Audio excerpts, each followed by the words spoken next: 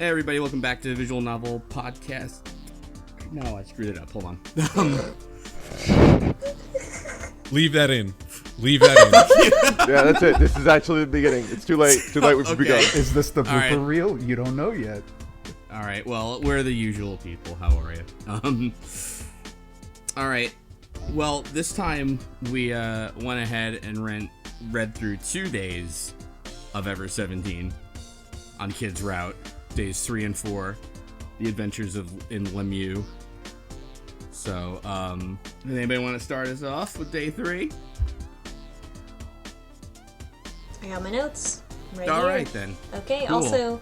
Also, I was just ruminating over whether playing as Takeshi would mean that our protagonist was more or less competent and more or less frustrating, and I really can't tell. You mean like if we were to play as Takeshi? Yeah. Okay.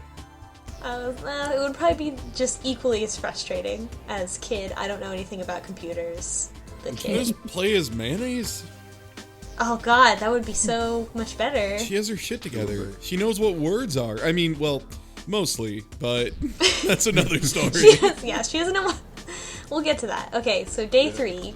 The dawn of the third day. All right. Kid wakes up, washes his face, Gets ready goes to greet eat the breakfast. Goes to eat breakfast and have a chicken sandwich for breakfast, and he is having a hard time waking up. You and Sarah are in the conference room, and they talk to him like, oh, you must not be a morning person. Mayo is also not a morning person because she has low blood pressure. And, like, I don't know if that's, like, I don't think that's going to come into play. I think that's just a nonsense aside thing. But in a game about air pressure, blood pressure seems like some kind of important thing. Water pressure. There's pressure, like, all around in this thing. So And then who Mayo knows? says that you helped her wake up this morning by putting her in a wrestling move, which helped her wake up, which I wrote down because I was like, did they? What? And then they said there's children around too, so they were clearly definitely making a joke. Right, yeah. Like they're Yeah. implying something there. And then of course Kid immediately gets a headache, you know, because he's Kid and he can't deal. Yeah. I can't deal with this. Can we talk Kid about can't something handle else? anything. Yeah. Kid is just a nightmare. Sexual innuendo makes me feel funny. God, this Got is all so these anime. feelings. It's killing me how much it's like the girls are like, oh, do you like me? Does she like you? Or do you like her? And then Kid's just like, oh, I don't know anything about this. I'm a dumb boy, and this is an anime. I don't have time for my feelings. Where's my Game Boy?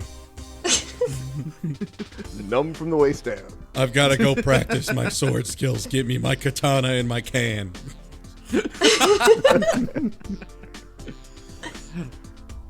So I think the first thing that happens, the discrepancy that they come across is when they go to get breakfast from the snack cart, and Takeshi says that there's some hot dogs that are there, and he's like, oh, this is our chance. Like, there are hot dogs in the chicken freezer, and now we can have anything else.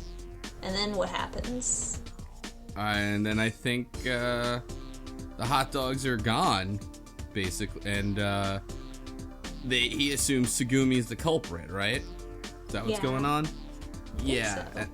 And then he gets, if I remember, somebody can help me fill in this. So, like, he gets like kind of pissed off, assuming Tsugumi stole the hot dogs. So Well, he just assumed somebody stole the hot dogs. He didn't know who yet. He was just getting all up in arms over, someone took my wiener! Which, like, dude, come on. Please have some fucking chill.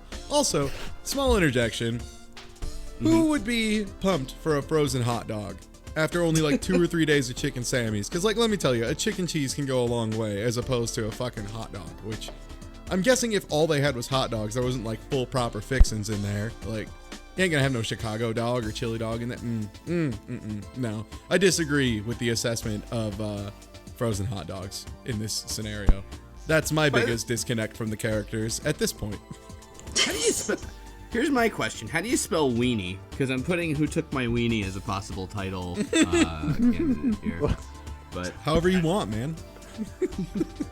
I went Weenie if anyone's curious. Like, don't worry about it. There's enough spelling errors in this game to go around. So Seriously. yeah, this we don't need to have an argument about it, as refreshing as that sounds. I actually missed that one on my first time through. Yeah, argument But with an I. That was great. Yeah. It was like reading Twitter. It was like, what the hell? Does anybody take the time to like get this stuff right? It's for Finally, when you my want to get a shit sick posts. burn off, but you don't need bad breath. Yeah, my my shit posts are finally being published. Good to see. So let's see here. there's another part where so they have chicken for breakfast again, sponsored by Chick-fil-A, Chicken for breakfast? and then you and Sarah are just chattering, and they talk about how their teacher bought an Aibo, basically a robot dog, and he had a bunch of pets and like couldn't keep them alive, which is really terrifying when you're talking about dogs and not like fish. So his dog died and he bought a robot dog to replace it. But then it like malfunctioned or something. It was like a sad but weird funny story. And then they also talked about how he had tried previously to clone his dog that had died, but the clone got sick and died. Which is really weird, and like looking back on it based on like the weird stuff that happens later, I'm like, did they bring up cloning as like a normal thing because this is relevant, like that the world that they live in, cloning is a thing that's happening? Yeah, they're a so- little. They're a little in the future, right? Yeah, Yeah. they're next year. Yeah, this comes up. It's 2034. They've mentioned the years a lot. Yeah, so this is like, I mean, like, as far as like technology, it's supposed to be like kind of the not so distant future, quote unquote, you know, where like, so I guess pet cloning, I don't know, I forget exactly when the game came out. I know we mentioned it in an earlier podcast, but, well, whatever. At any rate, so I guess it could be in this world, right, that like cloning is just like or pet cloning is just kind of like a regular thing. I don't know. Yeah, there's holograms, there's RSDs. That's true. So I guess this is just sort of establishing They more built of the C lore. Lab. There's C Lab. That's Yeah, a there's thing. C Lab. Yeah. 2002 this game was released, right? So it was supposed to be like 15 years in the... Wait, I'm sorry. What was the year in it again? 34. 2034. Yeah. Oh, so it's supposed to be like 30 years in the future. So yeah, okay. All right.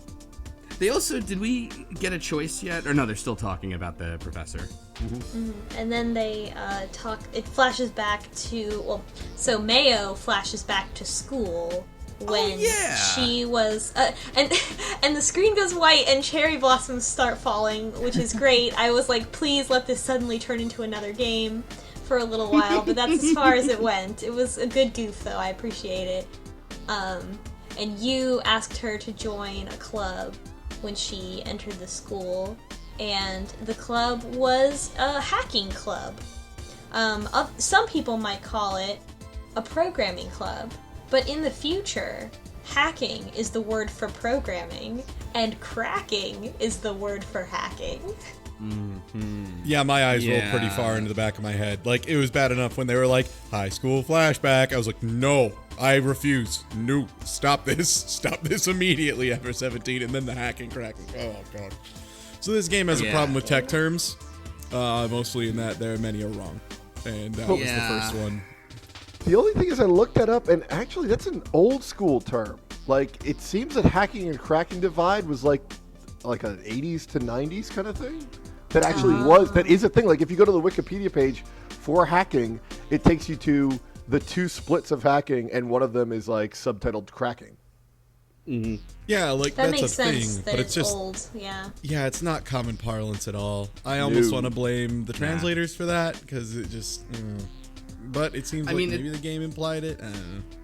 It's a tricky thing too because you don't know. Like, it might even be in the original translation. It was using the loan words like hacking and cracking or cracking. You know what I mean? And like, then the translator tried to stay true to that, even though that would be whatever. You can argue shit like this. all day, Translators note, this is not real. This is an oddly impactful choice. In fact, there's like a lot of choices in the game that I would have thought were impactful that aren't, and vice versa. but one of them, like, Takeshi kind of feels like he's like, hacking is like totally criminal, and Yu is like, no, it isn't. You know it. You know what I mean, right, kid? And then you can say like, yeah, I get it, or I have no clue. Which is kind of, I kind of put it kind of like as a non sequitur in the poll, because it did seem odd to me at the time when I kind of read ahead with it, but either way, we decided to say like, I have no clue what you're talking about, and there you go. Oh wait, we did. Hacking is Wait, definitely a crime. Yeah, we Oh, That's okay. no clue. Okay, hopefully that's Don't not- you know what? Yeah. To be totally honest, I think we're kind of locked depending on the password stuff. How the password stuff that Okay. you did. Yeah, I might have a different experience because I was hustling a bit. Fuck. I don't think you actually. We can talk about it at the end, even if you get a slightly. From what I know of this, even if you get, it's not like you're sunk or anything like that, or you have to do something crazy. I think you're fine. We can talk about that later. Yeah. Right. Yeah. So I think if you say hacking is, or if you say hacking's cool, then I think Kid explains hacking and cracking. But if not, does you explain it? Is that how it goes? I think it's just you either way. She goes into this whole so it diatribe flashes- about it.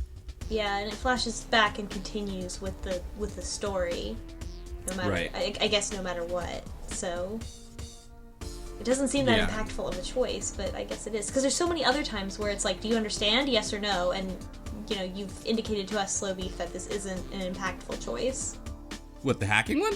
Like previous stuff where it's Oh, like, yeah, do you want to yeah. argue with her or not, or do you want to ask for clarification or not? Like, it's more like, does the reader know about this or not? Yeah, it's super hard too to like figure out with the flowchart, because there are things where it's like, if you say, do you understand this or not, it doesn't matter and it just gives you more text. But then there's like stuff like this where it seems like that kind of question, but it actually does matter. It's totally like, it's really hard to parse what's important and what's not. Yeah, So- because they made a big comment. I'll just say this because they had choose wrong. About like, oh wow, are you sure you lost your memory? Like, you're wrong because that you were describing cracking instead of hacking, but like that's still pretty impressive that you knew all that. So Right, yeah. Yeah, but they have the story go, unless anybody else wants to tell it, but story goes that they're in class together, you and Mayo, and I think Mayo's kind of like, you shouldn't invite me to things, I ruin things or something, or you just kind of enigmatically like, you shouldn't I'm invite trouble. me to You've got to stay I'm away trouble, from yeah. me. I'm a dark, angsty hacker. Right, because she's like, what? She's like, games on the computer. She says, "What are you guys doing here in this club?" And there's another character, I think, like the club president. Yeah. Right. I love how they have a programming club and they don't actually program; they just sit around and play games, because that's like Yeah. so true to life. Yeah, that's pretty much any computer club thing I've ever been in, was just like, let's play battle chess. But so they're just like, kind of, we're gonna screw around, and then all of a sudden, so Mayo sits down, she starts typing, and you and the club president just like freak out because she's like types really fast, and then somehow she manages to destroy all the computers in the lab, I think. She She installs puts a like virus. bumblebees on everyone's computer. The bumblebee Yeah. virus. Right. Which and- is such like a 90s hacking kind of like trope where you're like, oh, I put a face on everyone's computer, now it's laughing at you. Yeah, totally. And she And just it's- does that. Like, she just goes in, sits down, it like installs a virus that keeps the computers from being able to boot. So she destroys, hundreds of dollars of school property, and then just walks out. And she's like, I told you shouldn't have invited me. And then, but then, like, what's weird is then you is like, and that's how Mayo and I became friends. And it's like, that's the stupidest way of becoming friends. She I've ruined ever my heard. computer and deleted all my games, so I had to, hang out with Yeah, her. the best was like Kid actually asked her like, oh, why would you let her back in the club after she destroyed your computer? And she's like, I got her back in the club because she destroyed the computers. She destroyed the club that I invited her to. What a pal. I love it though. It's so like, yeah, it's so 90s hacker thing to be like, oh my god, You know, and I mean, it still happens today of like, oh, we needed this top hacker, so we busted them out of prison. You know, that's a plot point in MacGyver, which premiered like 2 weeks ago. Did you ever see the NCIS clip? It's kind of infamous on YouTube of the how they get rid of the hacker who's hacking NCIS. It's like this hacker starts breaking through the firewalls, and you see there's these little graphics like firewall 1 compromised, firewall 2 compromised, and the two people trying to stop them start typing on the same keyboard really fast. Like, yes. like some kind of piano concerto where they're like, no, this is much better. Like, let me help you. And then the end, like the non-computer savvy cop like just pulls the plug on the computer. They're like, what happened? And he shows them, and it's like, oh, that's how you stop hackers, all right, sure. What? I'll just delete the cloud, and we're safe. Oh, there's an on-off switch back here. Let's fucking throw my glasses on. Guess this scrub had to log off. If you want to see it, it's like, I think it's on YouTube, it's like 2 idiots, 1 keyboard, and NCIS, but it's just hysterical when they start just doing 1 keyboard together. There's a I guess like a rumor or a trope that's like, all those screenwriters have like an internal, like, unsaid contest of who, especially with regard to technology, like who can get the most ridiculous thing onto television and get it approved by their superiors who don't know how computers work. This was confirmed to me by one of my friends who actually was a screenwriter, but I don't know how widespread it was or whatever. But apparently it's a thing. I don't know. I lived in Los Angeles. That's all I got. Yeah, it's writers do have contests like that. There have actually been a couple shows or a couple specific episodes of stuff that were a result of just, let's see how much stupid shit we can get into this script and let it get past. It's a relief, really. I want to hold on to that because I want to believe that and not that anybody's like, this is actually how I think it works. I think, if you want to know, I do think the writers, for a lot of them, like, know a little better, but it's like, I think there's probably like some of the higher ups get involved. They're gonna be like, you gotta dumb this down for the audience. Why don't you have like a skull come out of the computer? Yeah, make the virus look like a GeoCities website. Well, programming is super boring, is the thing, and cybersecurity is actually super boring. I mean, that's just, it's not interesting to see on a screen, and that's a problem they have to solve. Well, D-Vac, I beg to differ, because we're going to see some cybersecurity stuff later that's really exciting. Spoilers. But, okay, so let's see. After breakfast, Yu heads out alone and won't let anyone go with her.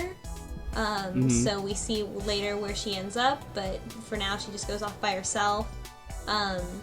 And then Kid and Takeshi are walking down the hallway, and Kid suddenly has a bad feeling that something happened on the second floor right above them. But Takeshi's like, don't worry about it, I'm Takeshi, I don't care. And they walk into the conference room, and there is Tsugumi eating a hot dog. Yep. And so Takeshi immediately gets furious and accuses her, I can't believe you ate all those hot dogs. So I guess there was like a whole package of hot dogs in there. So he assumes Tsugumi just ate 8 hot dogs. And Tsugumi's like, no, I just ate this one hot dog just now. I don't know where the other hot dogs are. I only saw one hot dog. And Tsugumi says something interesting to Takeshi, and she says, are you just mad because it threw off your schedule? And we also saw that with Takeshi, like, in particular what sticks out to me is the 50-second countdown that was really important to him.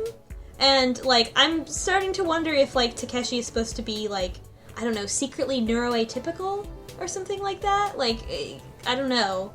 It was just a strange thing. Like, he gets so mad when he gets, like, irrationally angry when really simple things don't go out the way that he had been anticipating them turn out. So, yeah, I'm she's also very suspicious of them, Tsugumi. Yeah, this kind of also gets to the fact that, like, you know, I don't want to get too far ahead, but it seems like she thinks some of this is scripted.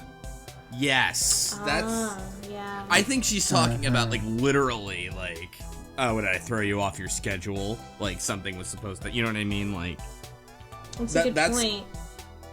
Yeah, it seems so impossible. Yeah, we can talk about it later when that comes up in a little bit. And then everyone thinks, oh, Sugumi ate the hot dogs. That's what happened. And then they hear a loud noise, and Sora appears. Sora appears, and they're like, Sora, where were you? And she's like, oh, I overslept. What? Sora? And that was suspicious as hell to me, because it means one of two things. It means A, she's lying, or B, somebody programmed an advanced computer AI to have flaws where it just sometimes doesn't work. Yeah, it seems like that must be shorthand for something that's going wrong in the system. Or maybe it's like a thing where she said she wanted to be like everyone else, so she just like kind of pretended, oh yeah, humans oversleep sometimes. I just did that. Yeah. So, but she knows what happened. She is like, you need to go and fix some pipes. And let's see, Takeshi, Mayo, Sora, and Sugumi all go to check out the pipe together. And then Kid goes to look for you. And it's notable because Sugumi, who's kind of always been standoffish and like, I don't want anything to do with any of you, is the one who is like, I'll go, right? Because that's like the first time she's ever been like, okay, I'll do something with the group. Yeah. Just because it's an important situation. But yeah, so sorry, just wanted to... Yeah, she's like calming down slowly over time, which is weird, because she's like, if she is so suspicious, like, it's weird that she's not accusing anyone of anything or saying anything. Right. Like, it seems like if she should be losing her patience over time rather than becoming more okay with things. Yeah. That's right. So they go and so then Kid finds you in the security office, and Sora was like, oh, there's an anomaly there, so I can't go in and check myself. And she has to go to the control room to do maintenance on Lemmy. What does that mean? What is this maintenance? Like, is she fighting with Lemmy? Like, that's kind of, based on what happens later, that's kind of what I was thinking. Like, I don't know. It's weird. It definitely makes it seem like she is the one that is making it so that they can't escape. Because she keeps disappearing and being like, oh, I had to do some stuff. Yeah, and she keeps telling them, like, when things aren't working. Like, oh, you know what? This could save us, and I know that's a good idea, but it's not working. It won't work, and I don't know why. Yep.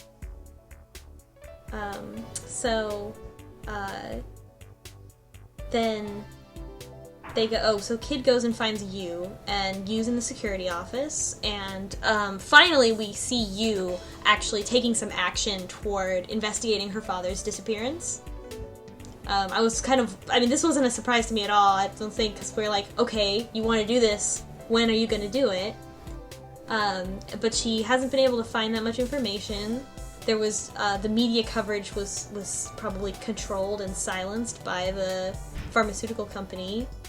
And she's sitting there trying to hack her mom's password in the system. And keep in mind, this was the same person whose initial response to a piece of machinery not working was to dropkick it.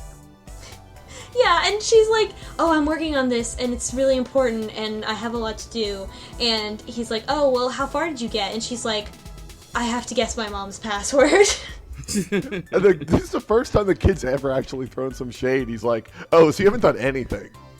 Yeah, for real. Also, Yu's mom works for Lemmy currently, is what she says there. So I don't think we heard that before, that her mom also works for Lemieux, and she is currently employed by Lemieux, and that she is their researcher, surveying the seafloor for ruins of Lemuria. but Yu doesn't believe that that's what's going on, especially because her mom appears to just kind of be taking the money to fund her own unrelated research, which is like, whew, a little close to home there, academia. But but she's just kind of like playing this corporation, so they'll give her money to do what she actually wants to do. So Yu is like, what's really going on? But yeah, her research was she wanted to look up information about the third eye, and what she did was she just wrote these trumped up papers about Lemuria and said that the two were connected when in actuality they aren't at all. Multiple publications, which is like that's an intense level of academia right there. That's like all the worst parts right there in my heart about academia. But then, then Yu connects the third eye stuff to higher dimensional communication, which we talked about last time. I think Dave, you talked about that last time, of like, oh yeah, if you can be in the fourth dimension, you can see the third dimension completely. Right. Yeah, you need to, I think they even say, like, for any dimension N, you have to be in dimension N+1. Yeah, you have to be like a dimension up. Yeah. Kid doesn't understand anything that's going on, or any of the explanation, but I, the reader, do understand what's going on, and so I find that very frustrating. Yeah, kid's annoying when technobabble comes up and he's just like, I don't know, he just like kind of shuts off, you know? But I guess part of it too is maybe they don't want to fall into like too much of a rabbit hole of like, this is what this means and this is what this means and this is what this means. Like, he's just sort of to be like, okay, we have the general concept for the story, now we can kind of try to like keep going, you know? I don't know. I guess when you think about like, you know, the future where you're talking about like having a 15-minute tangent on Ice 9, you know, I don't know which way is better. Right, yeah. Well, yeah, I hear you. And I mean, in this game too, though, I will say when they get, like, stuff wrong, it's a little more story-related, which is kind of annoying, but, like, I guess not terribly so. But we can get into that later. But, like, she's trying to crack her mom's password just by guessing, more or less, like, different kind of things she thinks her mom could do it. And then is this where they get into the really overlong explanation of a username and a password? Yeah, it took way too long to get to that. So many extra words. It was ridiculous.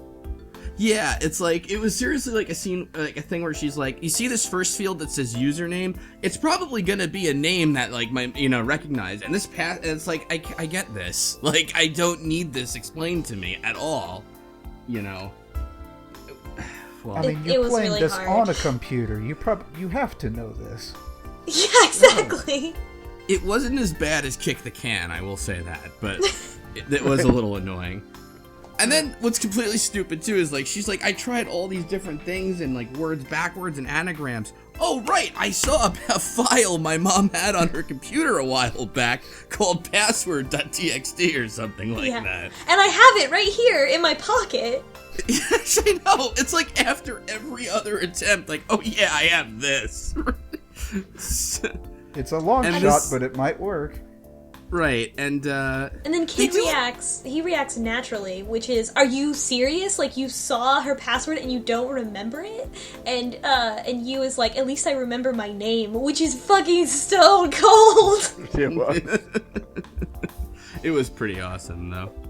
And then, like, even more, well, I don't understand why the game did this, but, like, what happens is she's telling the story of how she got the password, and she's on her mom's computer, and she sees the password file, but then, like, instead of the usual dialogue boxes like the game is giving us, it, like, darkens, and then in first person we hear Yu's story, which was kind of how the computer club story with Mayo worked, you know, where she's like, I tried to take a note of it before I was found out, but I didn't see a pen or anything around, you know what I mean? And it's like, wait, why are you telling the story like this now instead of, like, dialogue like you were? But I don't know if that's significant or not.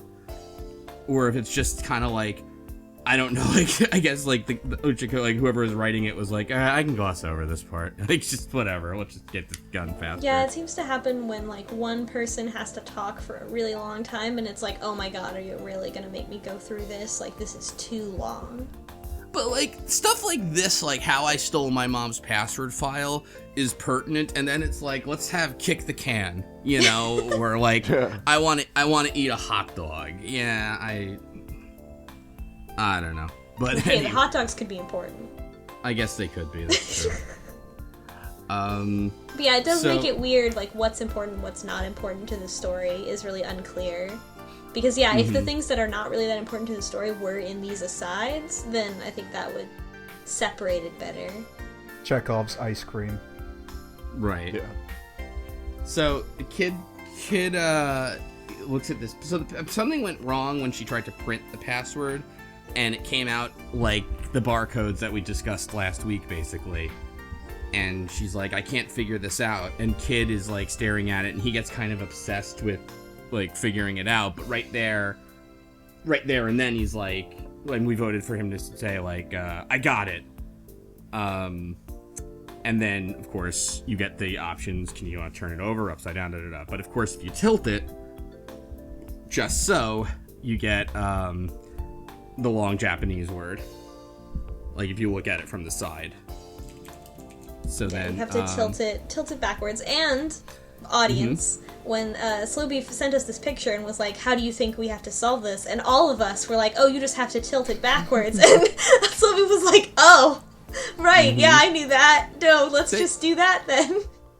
No, they heard last week. Oh, right. Is that remember. that's going into the thing? I wasn't sure. That went in last week. Yeah, we did discuss okay. that. Yeah, okay. Yep. No, it did. Okay. Anything you're recording on Audacity is fair game, just to warn everybody. So don't don't consider me a good confidant like Billy Bush. I had to. Anyway, so oh wow, nothing? Okay, fine. Screw it. All right. Well, no, hold on. Look, Insert laugh track. Topical reference. Good job. Well, it was right there. It really was one step. Okay, right. PP the dog. All right, whatever. What? No hug for the bushy? All right, we're cutting this all out. I'm done with this. So Kid says he has to solve this puzzle as a rite of passage for restoring his memory, and congratulations, we all figured it out.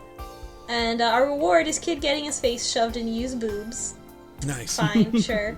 And the password is a poem, which it is a specific poem, and you is like, oh right, it's this poem that my mom likes, and it's like a poem that you're like. My mom doesn't like a lot of poems, but if my mom did like a poem, I would remember what poem it was.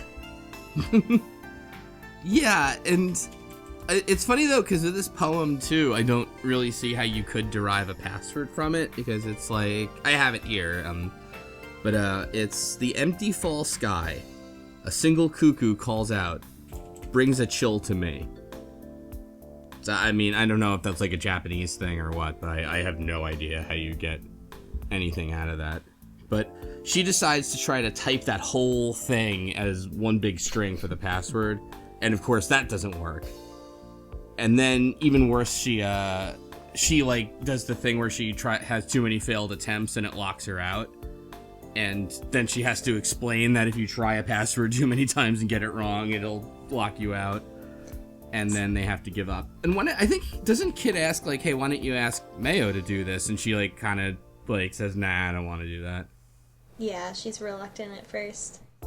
The password thing, so it's either like, so she's like, well, what does this poem remind Yu's mother of? Maybe is the actual password or the title, or something like that. It also occurred to me that, like, maybe this password is somehow the password to that door we found, or that they found a long time ago that had heaven written on it. Wait a minute. And it could be a password. It could be a password to that, or to some important thing that isn't her mom's account. I just had a realization. That poem was a haiku. Yeah, Which it could be is 575. a format of 575, which goes back to the life forms 575. Oh, I didn't even think about that. Goes back to what? The number of life forms on the readings? readout. Oh, wow. Damn. And adds up to 17. Yeah. Boy. Oh, does it up to 17? Mind equal blown. does. That's Oh the my number. God. That's that number. Wow, that visual novel number. Oh boy, what a number. Nice. 575. That's so. All right. Very good. If the password was just haiku this whole time, but I think we figured it out, everybody. game Visual novel over. solved. I don't know. Now, I don't know what that means. I don't know. On to the next one. So let's see here.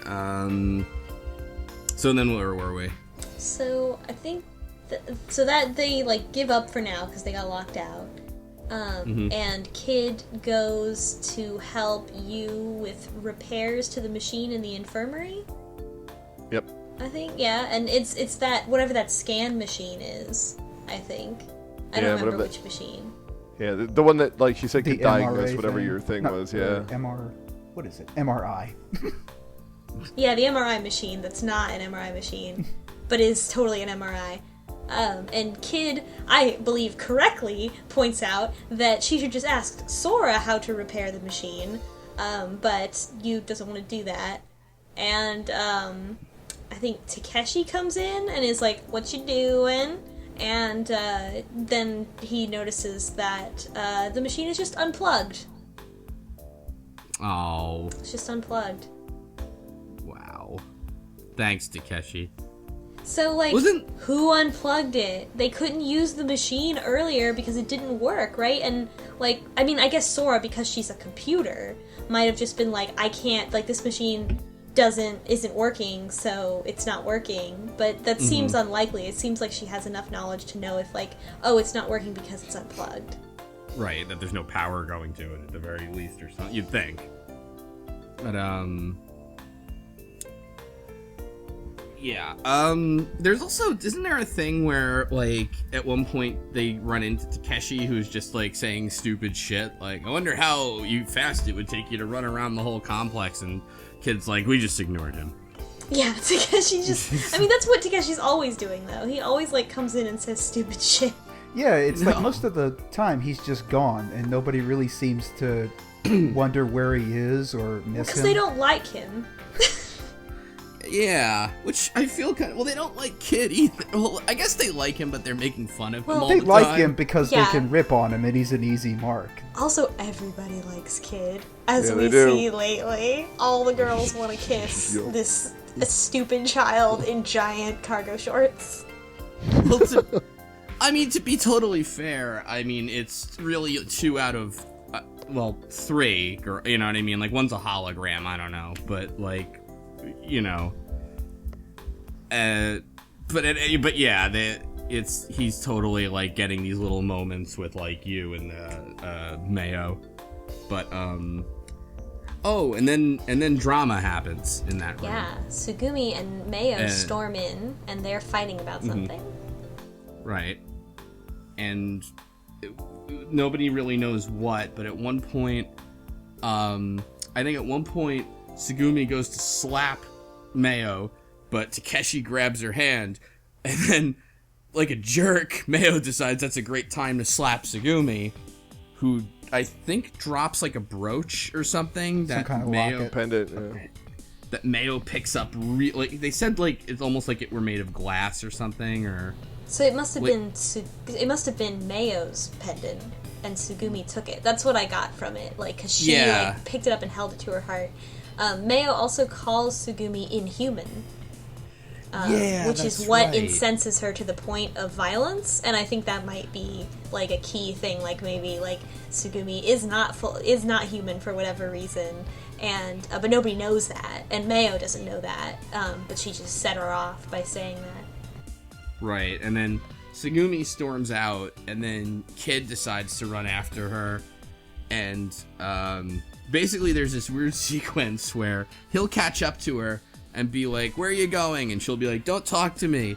And then she'll walk off, and then he'll run to catch up to her again and be like, "No, but wait, where are you going?" She's like, "I don't want to talk to you." And this happens like 4 times.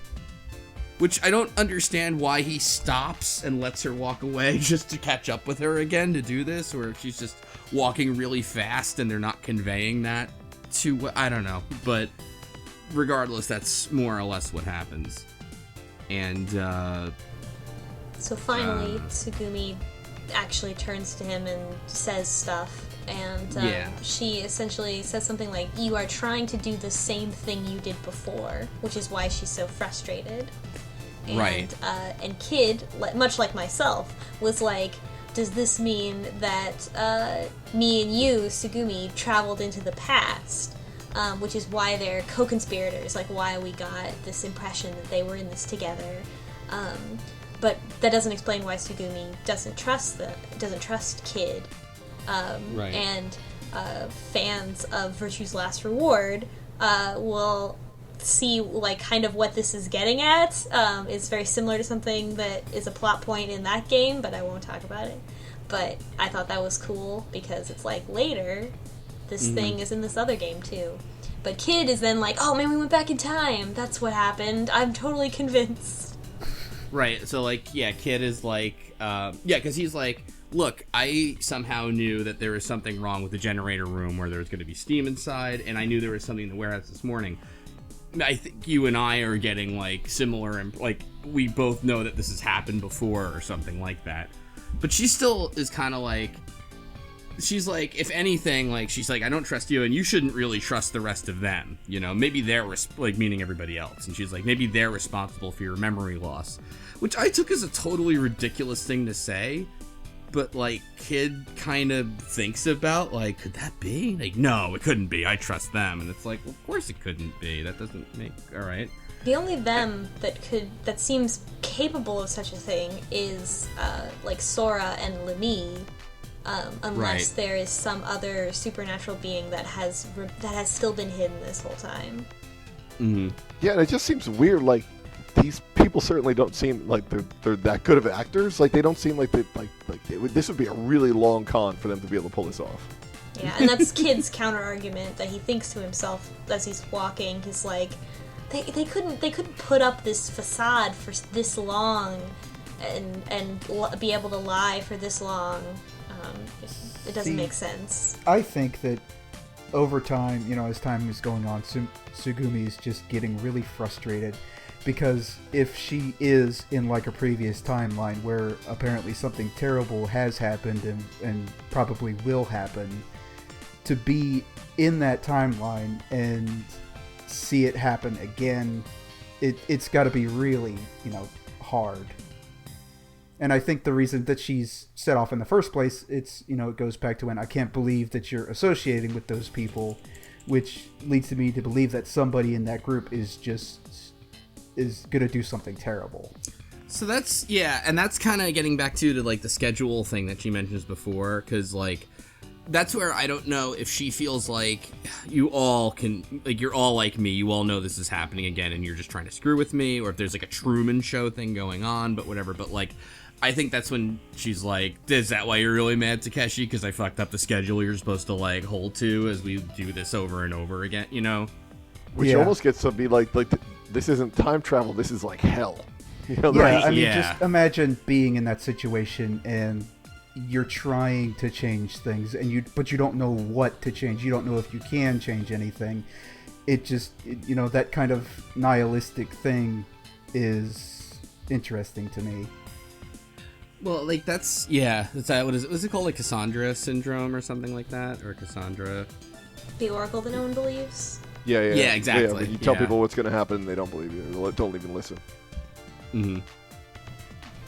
But Tsugumi warns Kid that if he continues to let himself be used by them, then he will die on May the 7th. And so all of a sudden he's really worried about that, because it seems like, well, are we all gonna die on the 7th? Yeah, that's right. So we have now. There's like, well, it's just like kind of a time limit, right? Like there was already a time limit, yeah, because of the thing. But she's like, she says something, you will die, right? Yeah. Yeah.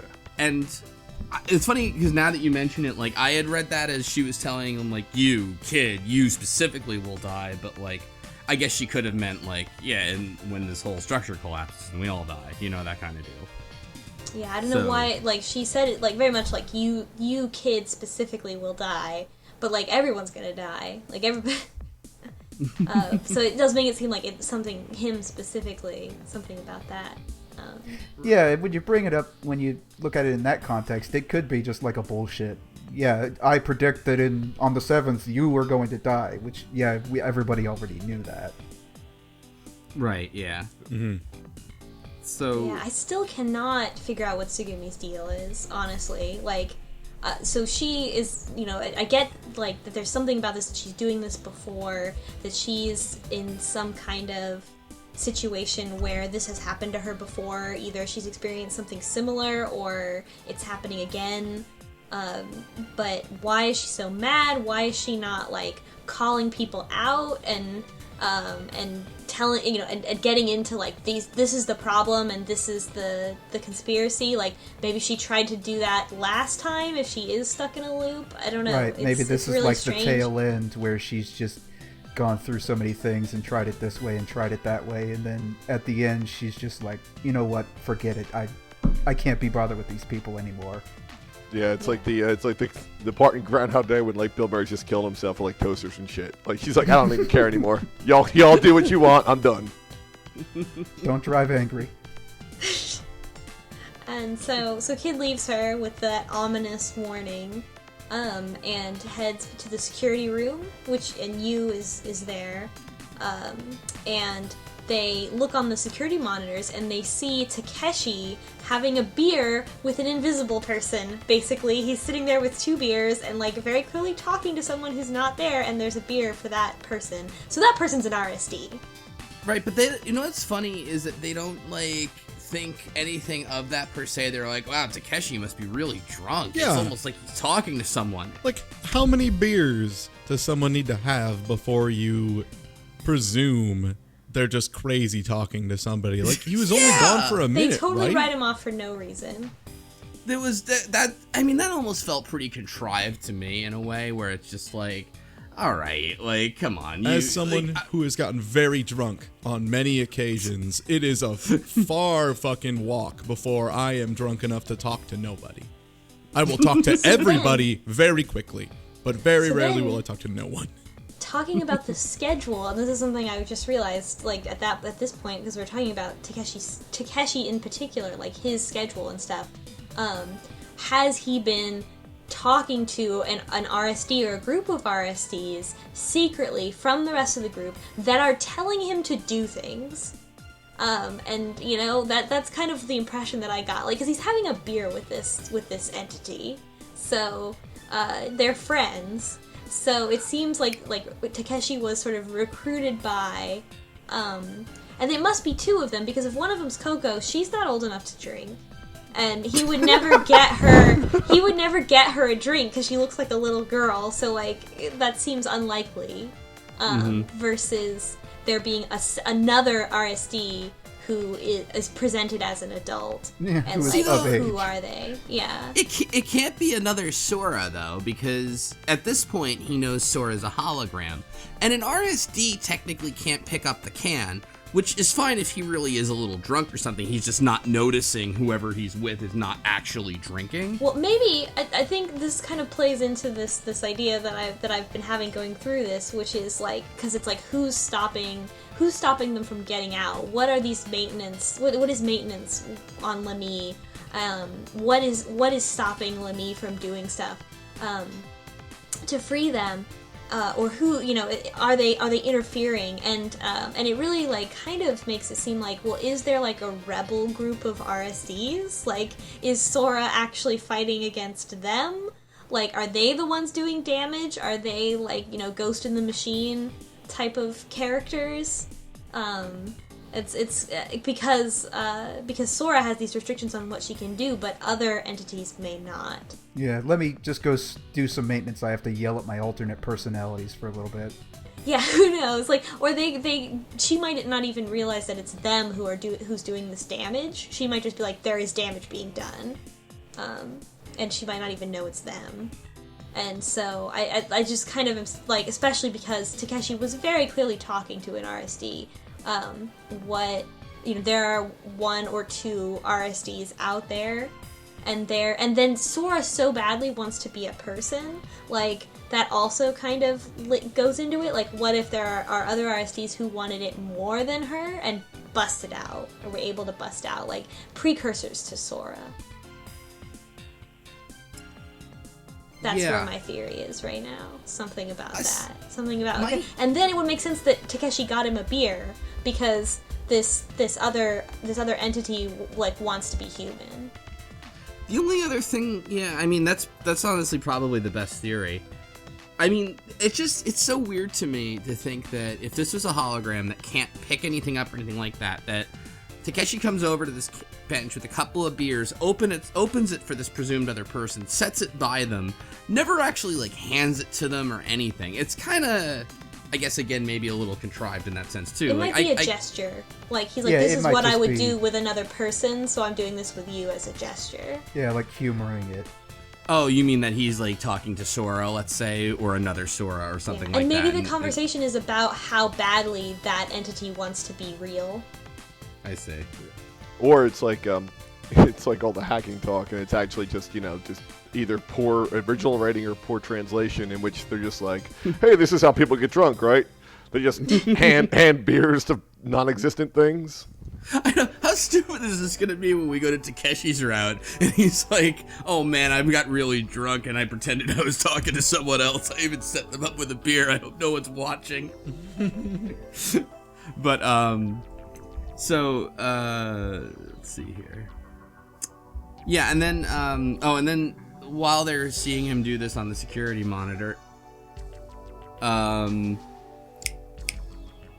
wait a sec. If that was Sora, would they see her on a monitor? I don't think that they would, because they did a thing where, like, her projection is, like, triangulated to the specific person's ear thing. You're right. So, like, they even had a thing where one of the characters took him out, and the triangulation got messed up, so the hologram went all, like, lopsided or whatever. So I think if they're seeing him, they cannot see what he sees because of the triangulation thing. Yeah, you're right, because it's only trying to triangulate her physical location to them. They wouldn't do a camera. Yeah, it's shooting lasers into the eyes, so it wouldn't shoot it into the cameras. The important takeaway here, though, is that you'll never see Sora on the security monitors, which, to be frank, you shouldn't anyway, but whatever. But it means, well, it doesn't matter because she can't physically do things. Like, Sora doesn't, I guess I was thinking that would be a plot point, but technically Sora doesn't need to physically be anywhere to do a thing. Yeah. Right. Like, but if she's talking to someone, you wouldn't be able to see her next to them on a camera. The way I understood it was, like, the whole thing was kind of like a gesture for, like, the people who were in the park, because they want to be able to talk to a person somewhat. So the whole thing is just like a facade for, to make it like a park. Wait, like, so Takeshi's doing that? No, it's, Like, oh, I'm sorry. You mean, I'm understanding, like a theme park, like when they're projecting Sora so that she's like a person, like the Mickey Mouse thing. Like it's something that they set in design so that people could feel like they were talking to a person. Yeah. Okay. No, yeah, I get. Yeah, no, I totally get that. Right. But then, speaking of drinking, and then they're drinking coffee in the security room, and Kid takes his with milk and sugar, which is the source of unending taunting from you. You're 18. You're right. 18 years old, you. Oh my god, don't drink black coffee. What are you doing? That's such a freshman year thing, though. It's just such a, like, oh, I'm a hard ass. I drink my coffee black like my soul. Calm down, you. Right. Hashtag calm down, you. That is my... really for this whole session and the rest of the game is how I feel. So, who took my weenie and hashtag calm down? So they're having coffee, and Kid talks about time travel. He starts to tell you, like, this is what I think is happening. I think that me and potentially Sugumi went back in time. You was like, that doesn't make sense because you if you went back in time, like, your body would still be here, so there would be two of you. And he's like, well, maybe just my mind went back in time, and that's why I lost my memory. And that's, I can't think of a visual novel where that happens. So, so you is like, that's impossible. This is ridiculous. And because Kid believes it so much, it can't be right. Because Kid's an idiot. And he asked if God destroyed Lemuria. So, like... Yeah, it's... And then, but, like, she doesn't have a wonderful counter-argument. She says, okay, let's say, hypothetically, you did travel back in time. How'd you lose your memory? And it's like, why did we even need the hypothetical experiment? Like, why don't you just leave the question, and how would traveling in time have you lose your memory? So that's, like, not a productive conversation anyway, but they talk about it for a long time. And then Yu is like, well, time flows forward just like water. And Kid was like, well, if you boil the water, it goes back out the way it came. And he's like, yeah, look at this coffee machine. Yeah, and Yu then is like, oh my god, wait. And she runs off to Sora in the control room and is like, have you tried pushing the water out of the first floor by pumping in air? Because isn't there a system to pump air in to control the atmospheric pressure? And Sora says, yes, that was one of the first things that I tried, but the fan can't be activated from here for an unknown reason. Good idea. Sorry, won't work. And, like, who's stopping it? Is Sora stopping it? Is Lemmy stopping it? Are these rogue RSDs stopping it? Like, somebody is stopping that from happening and trapping them in there, basically. Yeah. No, totally agreed. And so it also makes me wonder if there is a force that is trapping them in there, then is that force also, like, sending some kind of message to the surface that nothing is wrong, which is why there haven't been any rescue teams. Well, the thing is, though, it's a theme park. I mean, you'd know if it was closed or, like, nobody could enter, right? Yeah, but or saying, I don't know, because, like, the people on the surface have to know that the park is shut down, but they might be like, oh no, everyone got out safely, everything's fine, it's just all underwater, and we can't open the doors, so that's it. Right, totally. And I mean, it would have to, like, because it can't just be like, nah, like, everything's fine, because it did evacuate people, so it's not like it could even say we're just closed for... Okay, so, yeah. And then, what happens here? And then I think what happens is, Yu was like, hey, you want to go talk about Lemuria or something, or the Third Eye and all that stuff? Yeah, or, they stay up past midnight because they can't sleep because they drank too much bad coffee. And so they go and walk around the Lemurian ruins. And, by the way, I think you spilled her coffee on her dress, so has to change back into her first outfit. Like the nightgown thing. Yeah, her uniform, quote-unquote uniform. Yeah, which looks exactly like a nightgown, which is ridiculous, but... Oh, do you think she spells it uniform? She does, though. But the Billy Bush thing before, nobody says a word. All right, fine, whatever. No, So they're in the Sun Temple. They have to move some mirrors around to solve puzzles. Oh, my God. Stop.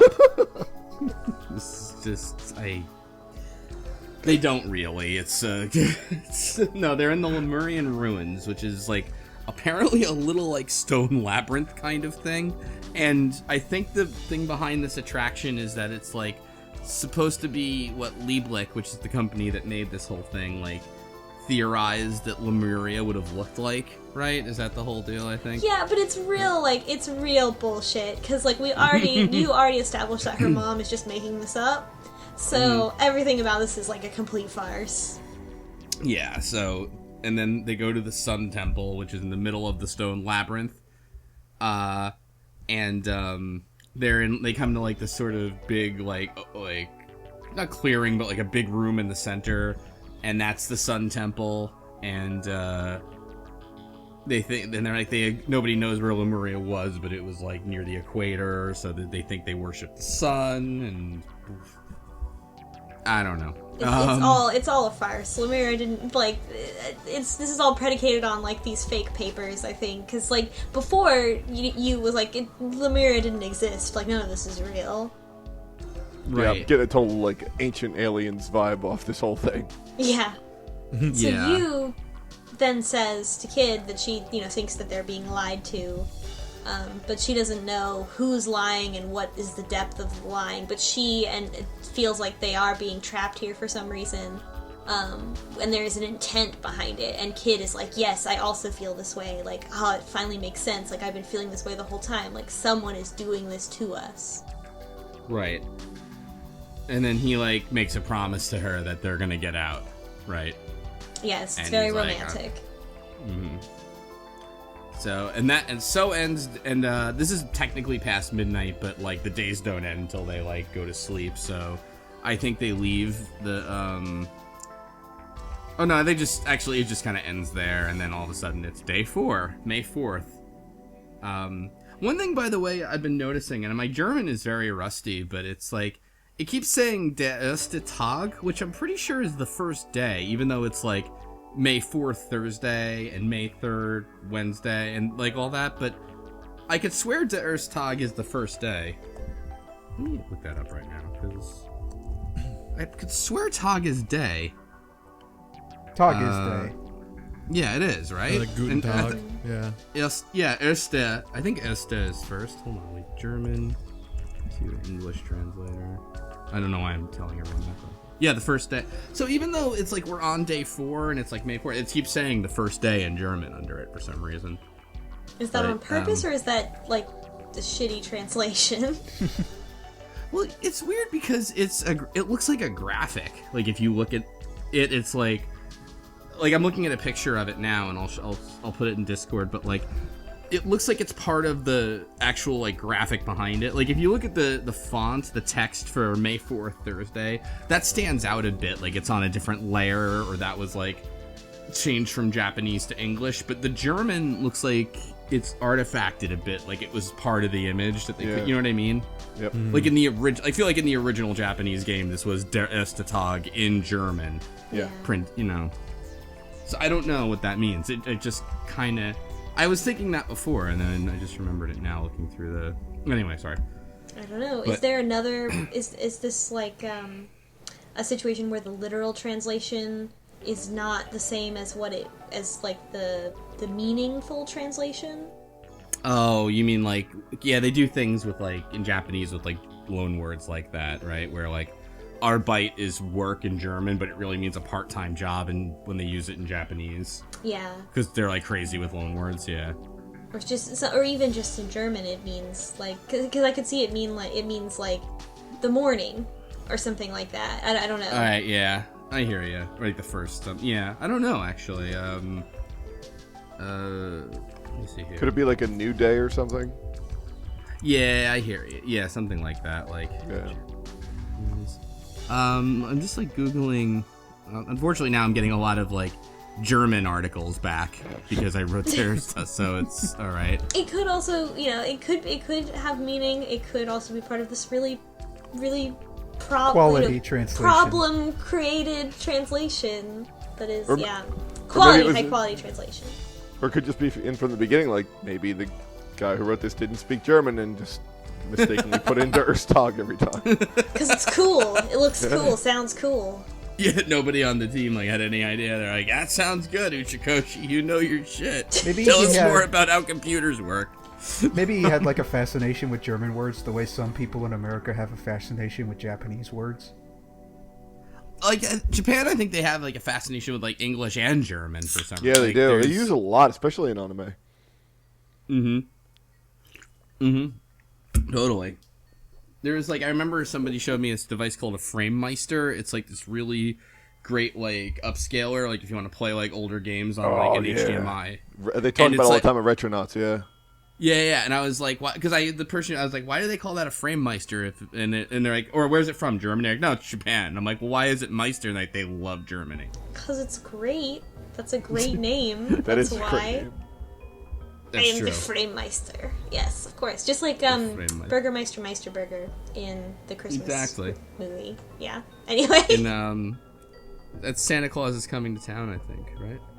Yes, it is. Burgermeister Burger. All right. So. Alrighty.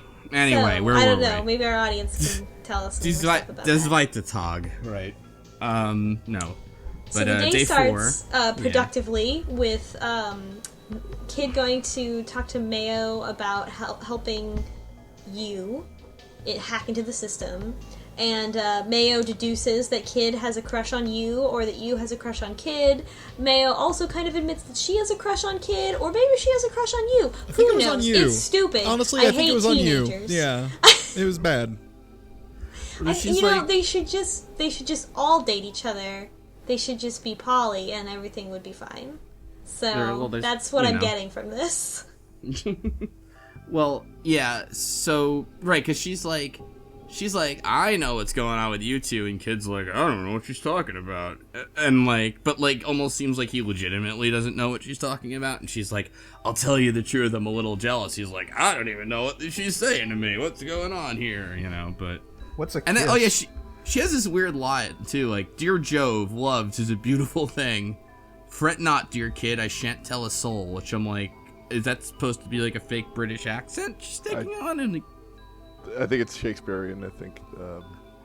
Oh. Yeah, it's like Twelfth Night or something. God damn. Wow, Mayo really pulling out all the references here. Yeah. Jeez. Smartest person on the team for sure. Let's see. So then my notes are just, they spend a lot of time basically saying that the Lemieux database is RSA encrypted. And they spend a long time explaining a lot of things that I don't know if we want to recount. I certainly don't. I want to start here, because they start okay. They're like, she's like, maybe if I can get the password's hash, I can do something. Which I'm like, okay, not bad, This is okay. Sure, we're all right. And then she's like, yeah, but it's they mentioned something about 68-bit encryption, and I'm like, 68-bit? Oh yeah, 68, of course. Yeah. The computer number.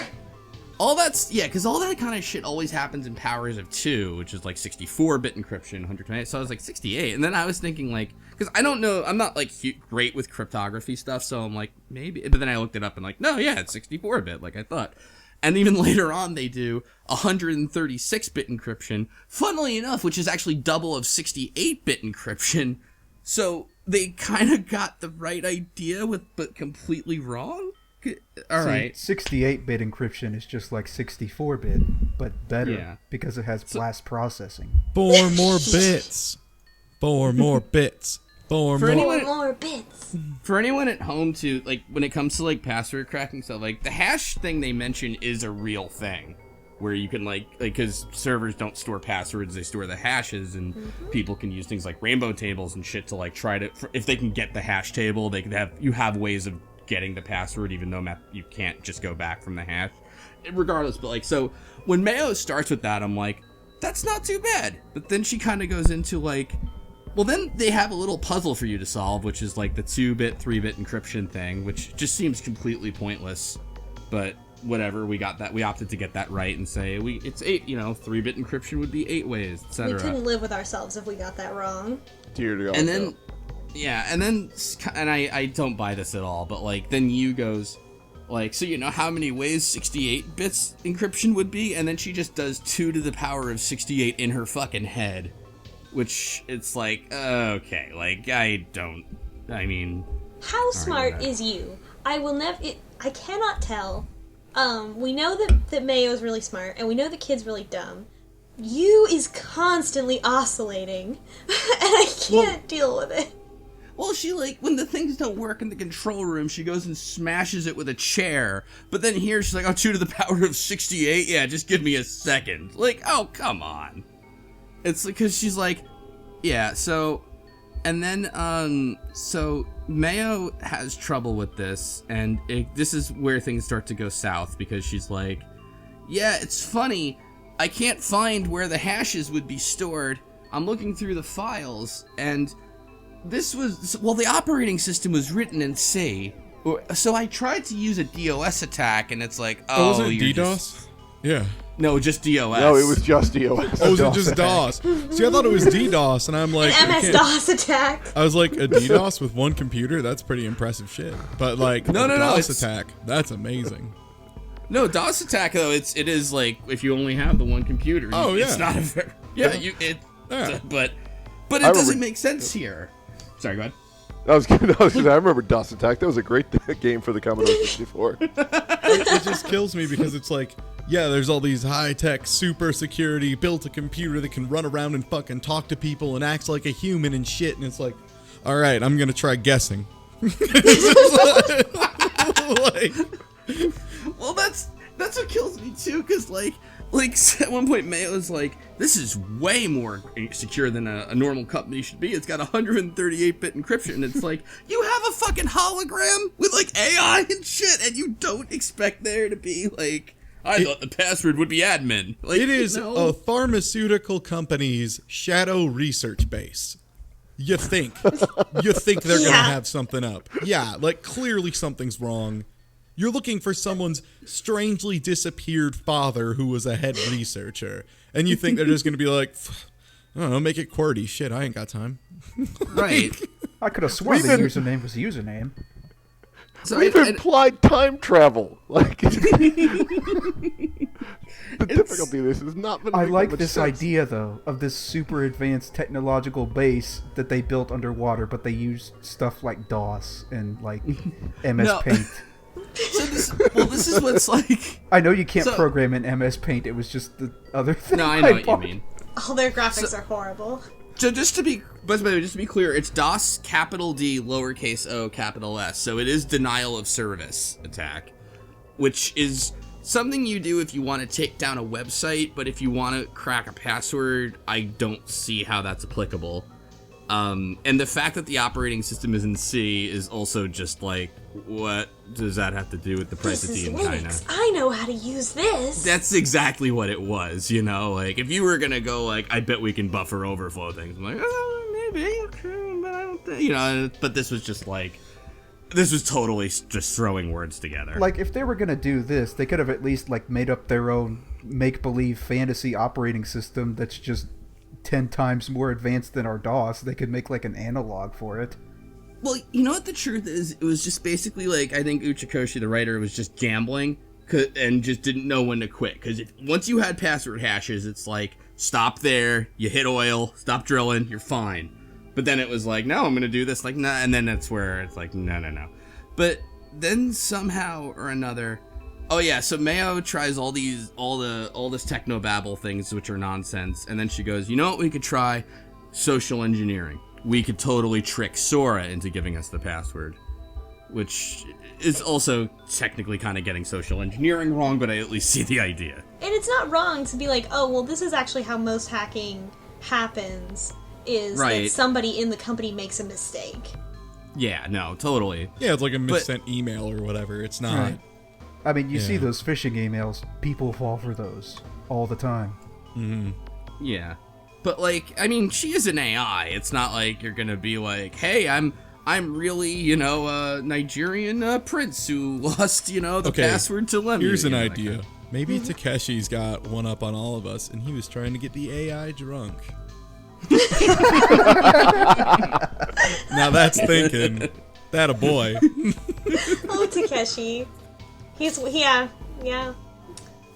So as soon as they start hacking into everything, or like trying to, Sora descends on them like a vengeful angel, and she is floating up like toward the ceiling and glowing, and she's like, something's going on here. You're trying to hack into Lemmy, and that's bad. And she has an inner conflict where she wants to help everyone, but her prime directive is to protect Lemmy. I don't want to talk about anything that happens here. No, okay. So No, then Mayo basically offers to hack Sora to remove her limiters so that she can act on her own. So she can let her rip. Yeah. Yeah, exactly. So that she can just Beyblade her way into Lemmy and get them all the information that they need. Which is insane. Like, everything about this is insane. I'm gonna say, I really like this scene. this was nuts. Imagine that you were just having brain surgery, wide awake. Mayo's on the keyboard doing her hacking thing, and Sora is just, in the corner, just like babbling, clearly in pain, just flipping her shit with like all the error messages and shit. It's great. I didn't get the part of the metaphor with the brain surgery while you're wide awake. I mean, that's what it was like to me. Oh, For I see. Sora. Yeah, for Sora. Like imagine that you were a computer and somebody said, okay, I'm going to hack you right now while you're running.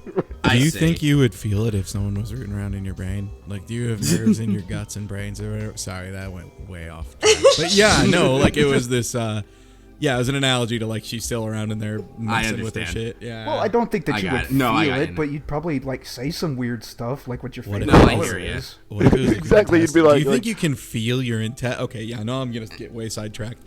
All right. Yeah. Yes, I know. Seriously, feel your intestines die. Thank you.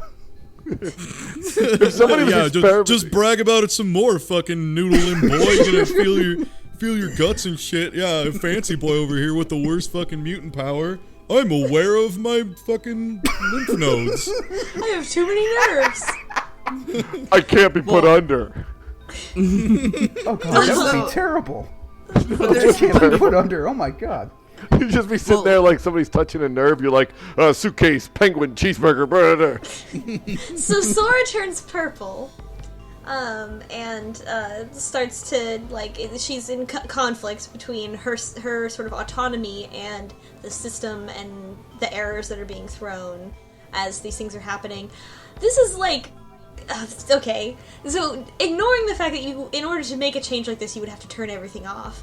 And if you were making a change like, ignoring that, the system detects that it's trying to be breached, and it starts initiating countermeasures, and the countermeasures are using the RSD system to give them the visual and audio stimulation of being drowned, it seems like the room fills up with water and they're like swirling around underwater, and it's giving them like really loud sounds, and it's putting these things in their eyes like they're drowning. Which is nuts. Like, that's... I mean, I'm sure it's very effective in that it, like, overstimulates the person that's trying to hack. Right. Even if they take their things out, it's the things out of their ears, it's still coming from the speakers, and they have to close their eyes to get the image out of their eyes. But somehow, throughout all this, Mayo is able to keep going, and she overloads Sora somehow, and Lemieux does an emergency reset, and when Sora reboots, she has control over herself. Hold on, can I mention a couple of things that happened here too? Is at one point another, like, Sora is getting ready to, is like attacking them with all this, but all of a sudden another Sora comes out behind her and puts her in like a full Nelson. Like, just in the middle of it, it just becomes the Majin Buu fight. Right. Just like my fanfiction.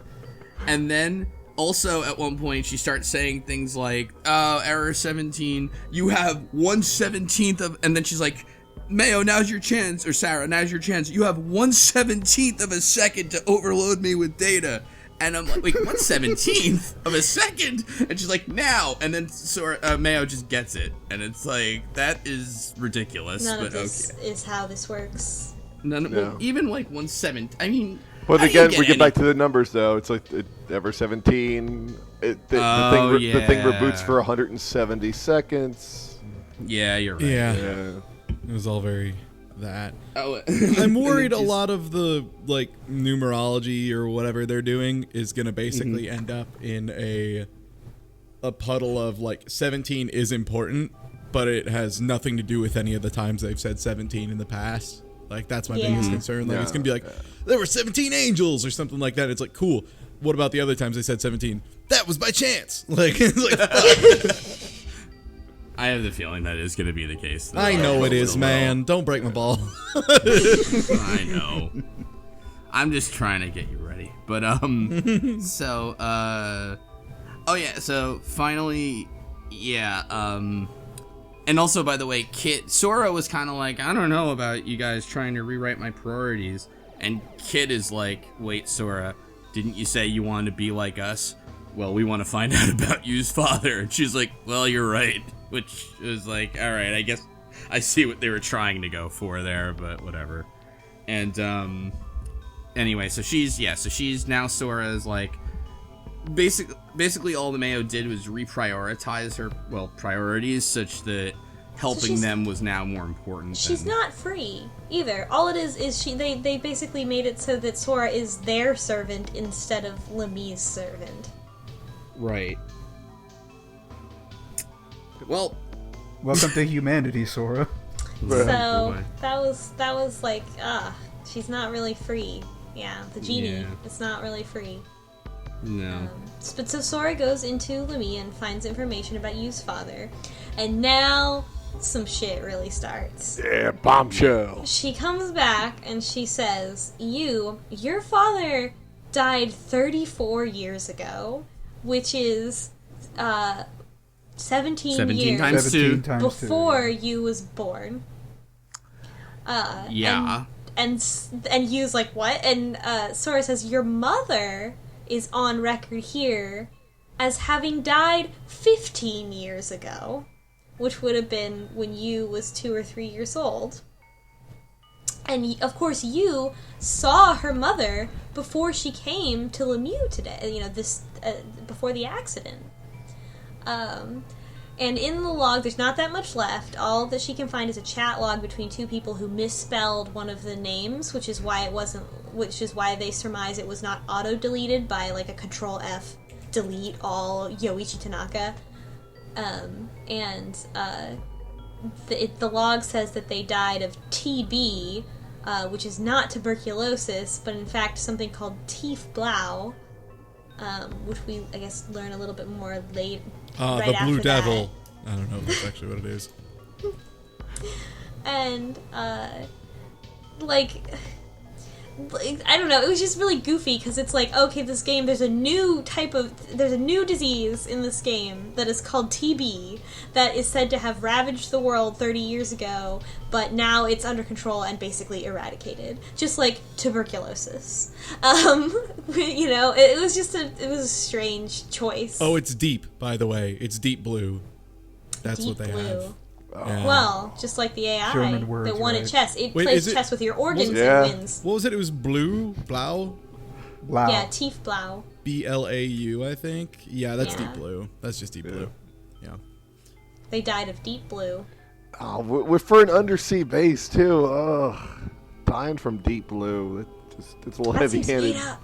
So that seems like not a disease, right? Like that seems like a code word for something, but they say it's a disease. Well, they said it was an epidemic that killed a lot of people, right? Like, they said it was like yeah, a maybe very they high didn't specifically mortality say rate. it was an infection. Yeah, and it like had passed away at some, or like they declared it eradicated. a dead disease. Eradicated. Yeah. Wait, how did we pronounce it? I had to run for a second. It was Thief Blue?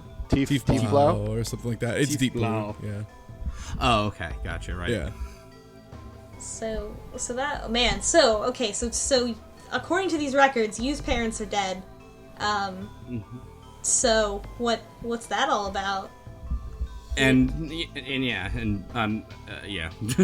Not only dead, but like either her parent. Well, we can get into all the possibilities in the future, but just the fact that like now they're dead and they died long before this could all be possible. So like, Right. somebody's lying, or she doesn't know what the hell's going on. Mm-hmm.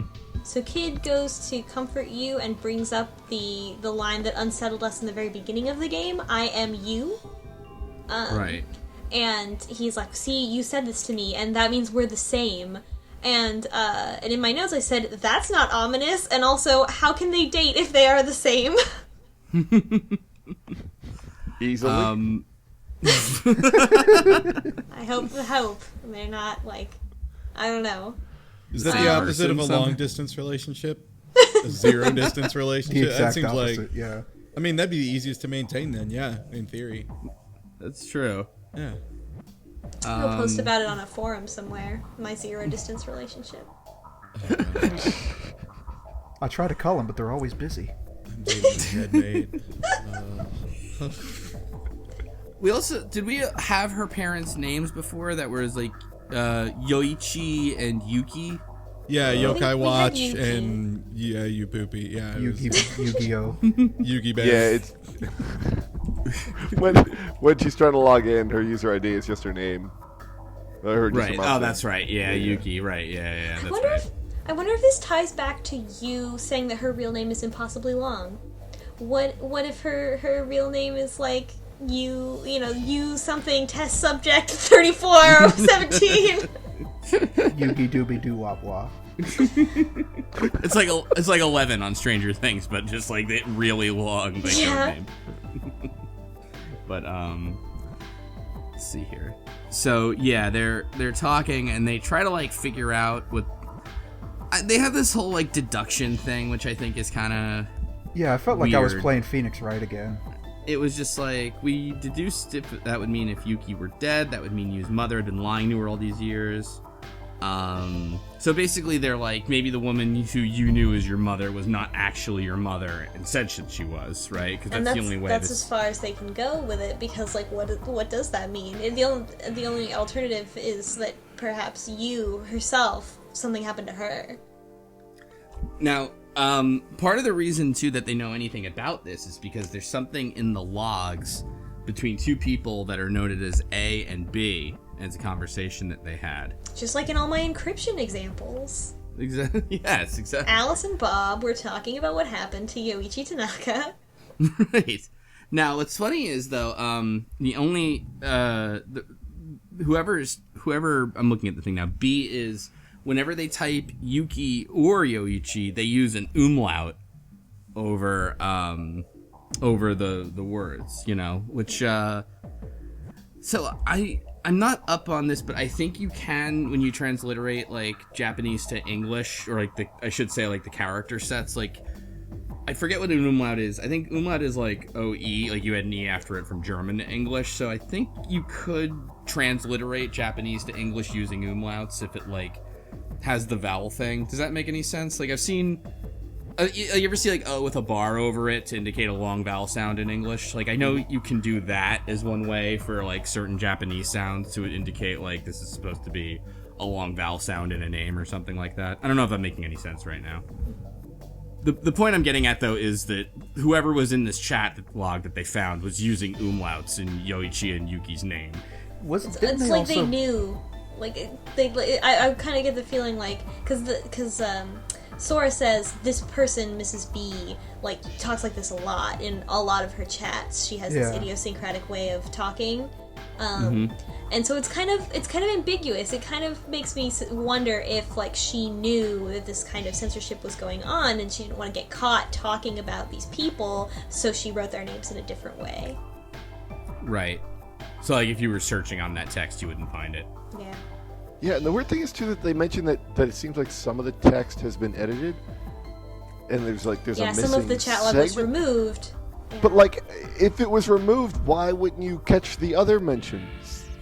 That doesn't like you. Obviously, if you're slicing out text, this isn't like a Control F thing. This is like they're finding actual parts of the. Yeah, they would read it and be like, "Oh, here it is, 2 lines down, spelled a different way." Yeah, you're right. It could be they actually. just had a really lazy intern do it. What if it was the RSDs and they don't know because they are not smart enough because they're computers? You know what? I'm sorry. I'm looking through the text again. I'm wrong. They spell Yuki B always writes. Yeah, you're right. Yeah, B always does it. But A also is talking about Yuki Tanaka, and he says. Or A says, just Yuki without the umlaut. It's really, and what they're saying is, it was like really a shock about Yuki. Oh yeah, she was your boss. Do you know the cause of it? Yeah, all that stuff, right? Yeah. So, it's a weird conversation too. It's like, so Yoichi died 19 years earlier, right? Like, yes, Thank you for that. Let's see here. So, what happens then, I think, is like the rest, if I remember, not the rest of the day, but then like a little time passes. The generator fails again, or starts to fail again. The lights turn off and on. And then as you and Kid are talking, Takeshi comes in, and you immediately starts fucking with him, and says, like, they're in this, like, having this, like, heartfelt conversation, and then Takeshi comes in, and Yu's like, oh, I'm gonna fuck with this guy, and says that she and Kid are dating, and that he should be jealous. Oh, right, yeah. And he's like, what? I don't believe it. And then he's like, wait, and you're he's gonna like say really okay. sarcastic the whole time, and is like, oh, okay, I'm gonna play along with you, whatever, Right. I don't care. And then Takeshi wants to go with you to make repairs on the generator, but Kid goes instead so that Yu has time to kind of deal.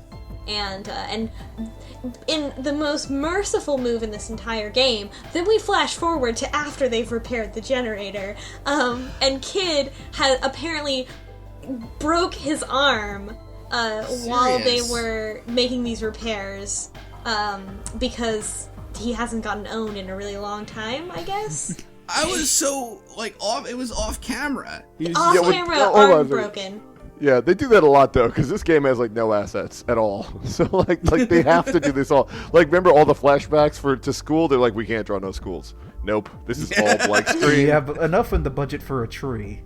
Right, and that beautiful cursor. But, like, yeah, and, no, yeah, so, and then, like, they get some bullshit, like, Kid's like, yeah, Sora said it was a clean break, so I should be okay. I have, like, a little plastic cast. And it's like, if you fucking had a clean break in your bones, like, you're not just fine. Like, but, and he gets right, a shot of 2034 future medicine so that he's not in pain.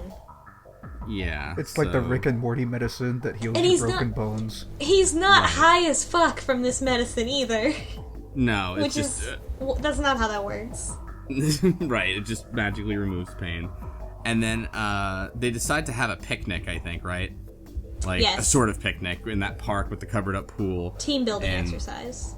Yeah, exactly. And they spread out a Mune blanket, and then Kid's, like, remembering, like, on the 7th you'll die. And then I think Yu is still gone. Like, Yu is just off on her own, kind of, like, brooding with the news that she's never known her real mother, and that her father's dead, and so's the mother, maybe, and she doesn't know who this woman who raised her is, and blah, blah, blah.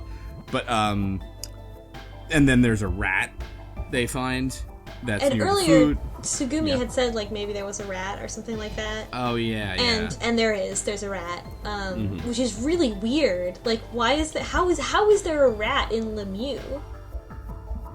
That's a good point. This is an important rat. Remember this rat. It might be. And then Lemieux is so tightly controlled and so sterile and so at the bottom of the ocean. And so like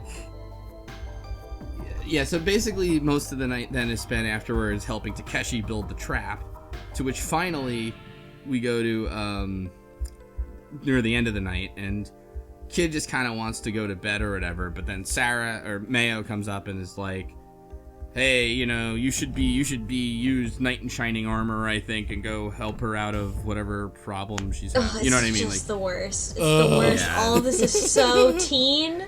It's like, girls are this way and boys are this way, and you're a boy and you need to go and talk to this girl, and this is how girls work. And it's like, okay, thanks. It's like, but even earlier though, when it was like, oh, Sugumi's in a place, like, we need girls to fix this one.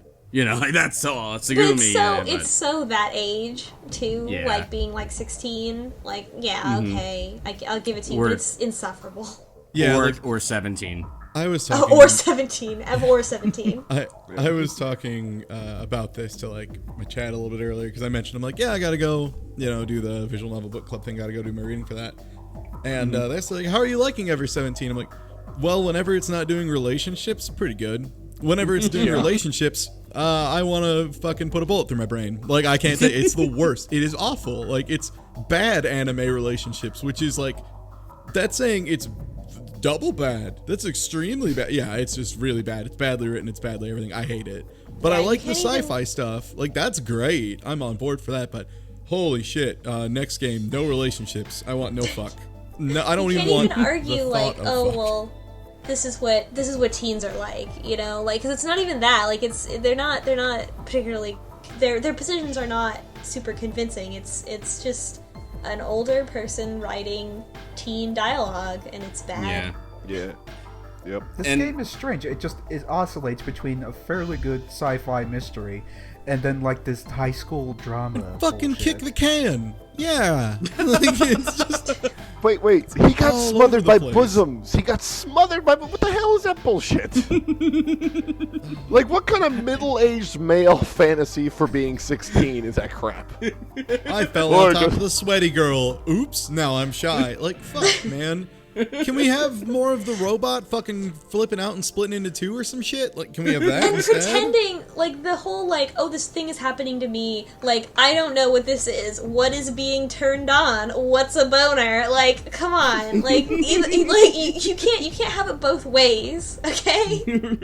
I mean, we gotta bring it up. 15, like, this is like a 15, 16-year-old boy, and he's like, oh, I don't know what's happening to my body. Like, oh, yeah, sure, okay. Maybe you are an octopus. Like, Kid has just been completely oblivious this entire time to all of this.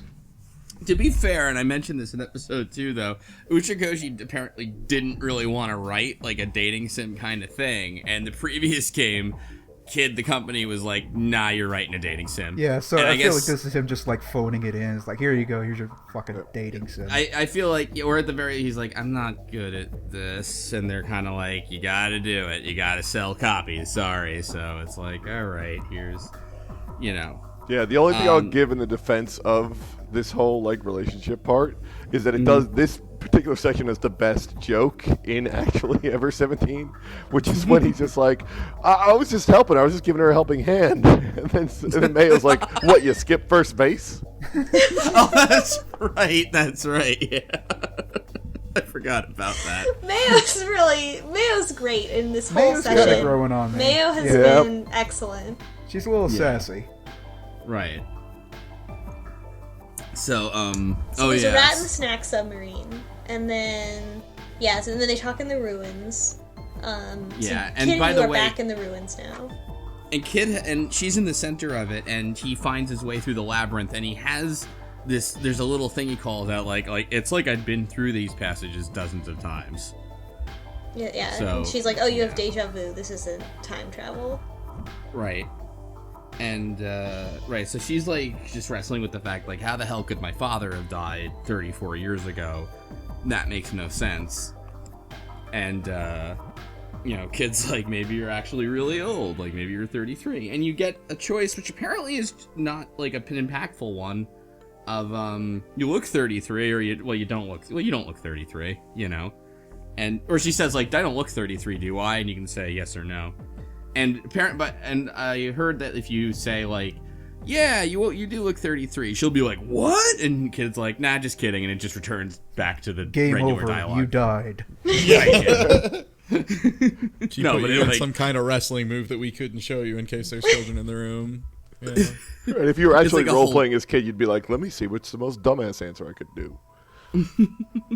But he sort of, like, says, maybe you traveled in time forward.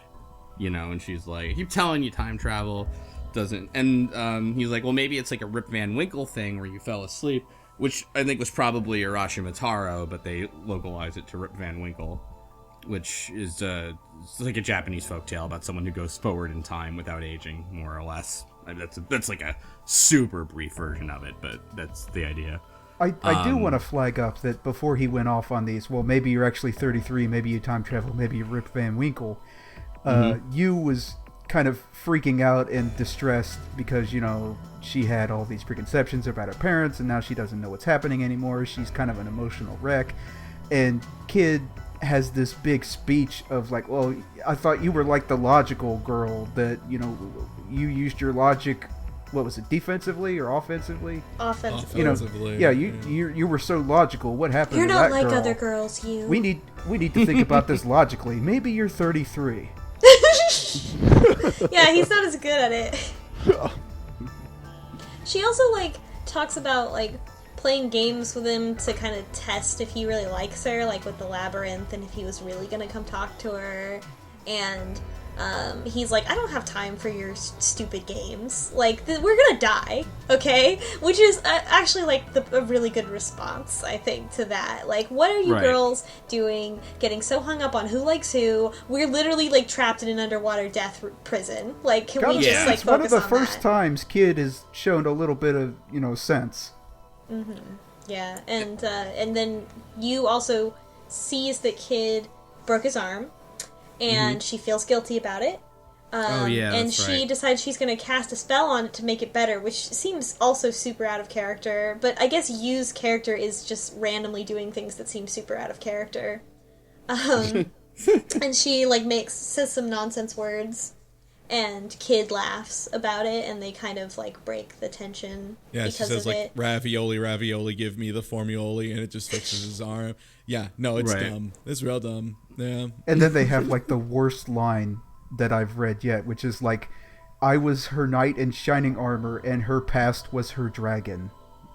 Oh yeah, and it was like, it was really dramatic and upsold, like, and her past ... No, her dragon ... Her dragon was her past, and it was like, oh, all right. And then Kid just is so smug about coming up with that killer line. I might have had like a power blackout for a minute there, but we like power blackout as far as like I needed to black out and stop paying attention for a second. But did we talk about the fact that his arm just fucking broke, like, for no reason? Yeah. Yeah, it was. Yeah. Well, it was like implied that like they dropped the toolbox on it or something in the description. I don't know. I didn't really pay attention because I was like, oh my god, you fucking broke your arm.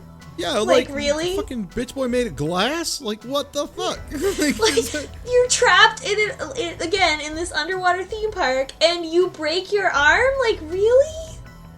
Yeah, like, sorry, post-apocalyptic situation, that kid's done. He's immediately out. I don't even know if I can carry an object, like, casually, that's big enough to break my arm. Like, I don't know if that's a thing.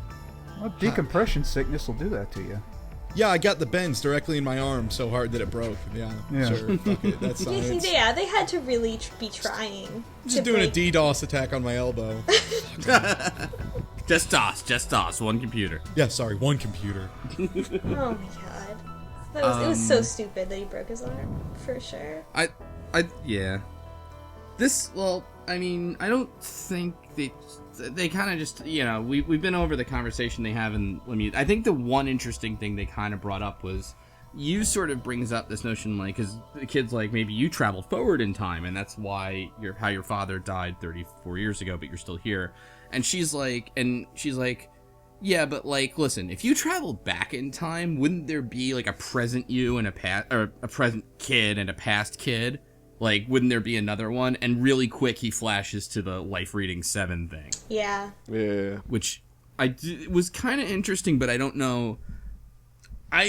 Again, not, like, to do with anything I read ahead, but, like, I personally feel that seems a little red herring-y to me, or, like, misdirection, you know? I don't know why. It seems like the time travel is wrong because of how intently Kid believes that it is true.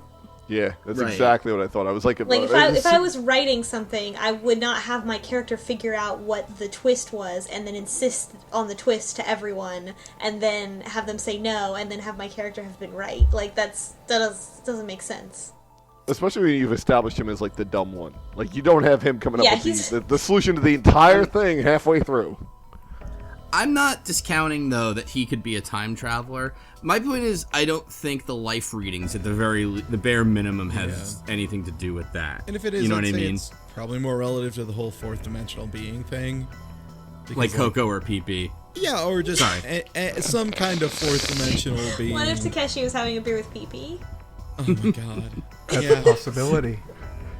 Because, like a fourth-dimensional being could pass through multiple adjacent three-dimensional spaces, you know? So they could just walk in and then walk out. You wouldn't see it, but they would just, like, be there and then cease to be there. They were also there, but they were a step over to the other direction, the one that you don't know about, basically. So, like, that would be it. And after they keep blathering about fourth-dimensional constructs, especially after, like, you totally dismisses it offhand and is just like, sorry, we ain't got time for that. And it's like, that seems pretty crucial, actually. Could you sit down?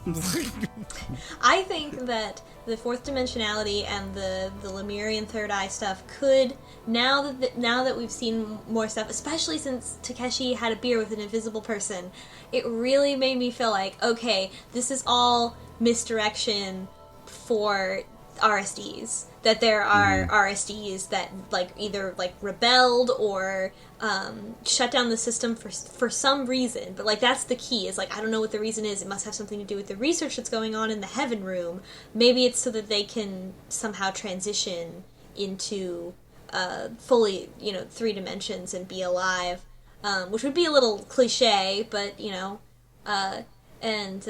but that they're like, because it seems like such a good like facade of your like, oh, is there like some like psychic event and these ancient beings and stuff like that, but no, it's not. It's just these AIs that are sort of using that as the metaphor for what they're trying to do.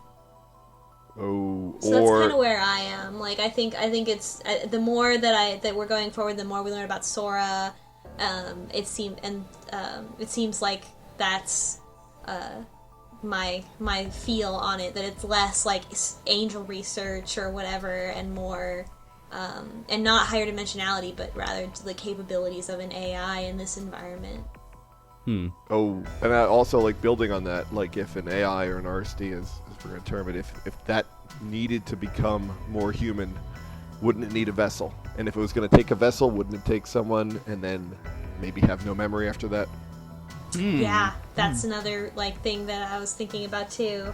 Like, what if they're trying to possess those people or do something like that?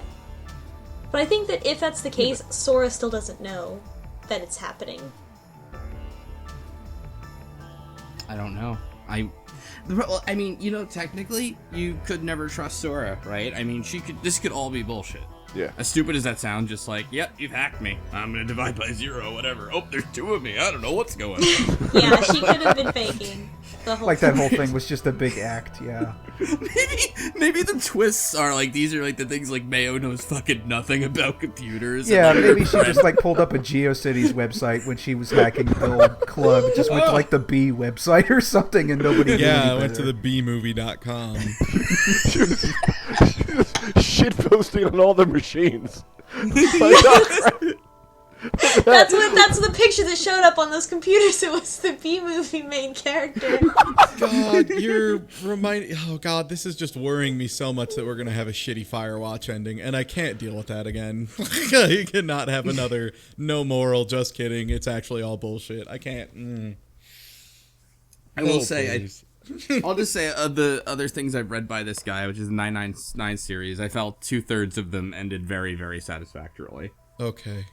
Good. And even the third one wasn't that bad. It was, well, I don't want to get into that. There was definitely a lot of like pseudoscience and stuff that like ultimately didn't pan out, and it's like, oh my god, you just talked about Ice Nine for 3 hours, and stuff like that, where it was like, oh well, was this relevant? No, it wasn't actually.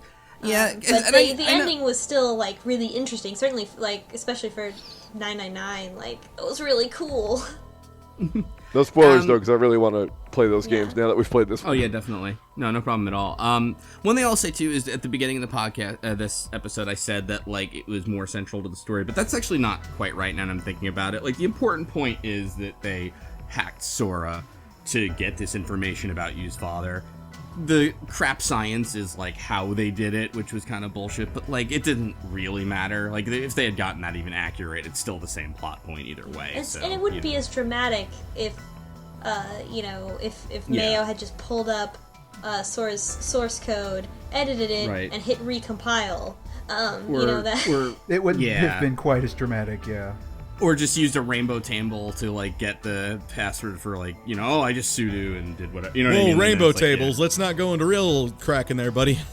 Whoa, hey now. Let's not go too wild. We're all a bunch of crackers here. Yeah, the cracker, right? Yeah, we're all crackers now. Yeah. All right, that's big old group of crackers. All right, well, that's title number 3, possibly. So I guess that rounds out day 4. I'm gonna tell you, there are no more impactful choices to make. We are now locked into an ending. Okay. Did we fuck it up? Do you want to know that part? Oh, I don't know. We should probably keep it a secret to know if we fucked up or not. Probably. Yeah. Unless we fucked up in like a really depressing way. like, well, we already didn't. Like, we didn't get like some like, oh, everything exploded and you died. Like, you don't get to see the second, like, the final third of the game or whatever. Yeah, I don't see this Yeah. game going towards like a super horrible ending where they're all just trapped and everything explodes and they wind up like eating each other or some shit. I just I don't know see that'd it. kick ass though. That would kick some dude. That would Kid kick. would If go we had a first. fucking underwater Oh, yeah? Donner Party, fuck yeah, that'd be more So- interesting. I can see let me- Mayo like chomping on like the Oh, last yeah. bones. Well, no, Mayo they used to put do mayo me. on top of whoever they're gonna eat. Right. In that case, I guess for next time, for anyone reading along at home, we are going through the next 3 days, actually, 5, 6, and 7. Oh shit. Because that's the day we're supposed to That's the- die. Oh boy. Can't wait to Yeah. die. Can't wait to die. Same. All right. Save the game. Take easy, take easy, everybody.